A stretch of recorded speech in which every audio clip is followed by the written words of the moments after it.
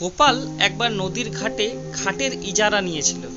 নদীর ফেরিঘাটের ইজারাদার গোপাল ভাড়া 6 পয়সা থেকে কমিয়ে 4 পয়সা করে দিলে, যাতে গরিব লোকেদের উপকার হয়।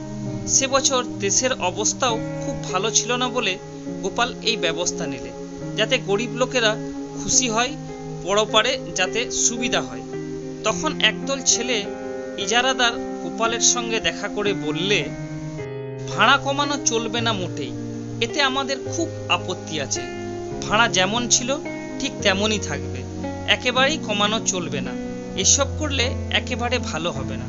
গোপাল তো তাদের কথা শুনে অবাক হয়ে বলে, ভাড়া বাড়ালেই তো জনসাধারণ সচরাচর আপত্তি করে থাকে, কিন্তু ভাড়া কমালে তো কেউ আপত্তি করে না, প্রথম শুনলাম আপনাদের কাছ থেকে।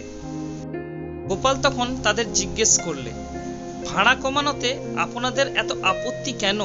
লোকসান তো হবে আমার। আপনাদের আপত্তির কারণ আমার মাথায় একেবারে ঢুকছে না।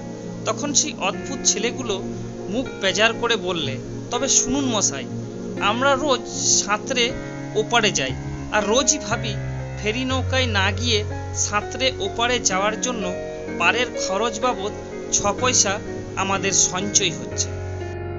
এখন আপনি 6 পয়সার জায়গায় ভাড়া 4 পয়সা করায় আমাদের যে প্রতিবারে সাঁতরে যাওয়ার জন্য মাত্র 4 পয়সা করে মনের খাতায় জমবে, তাহলে বুঝুন তো 2 পয়সা করে আমাদের লোকসান হচ্ছে। এই লোকসান কেমন করে মিটবে বলুন? গোপাল ছেলেদের কথায় না হেসে পারল না।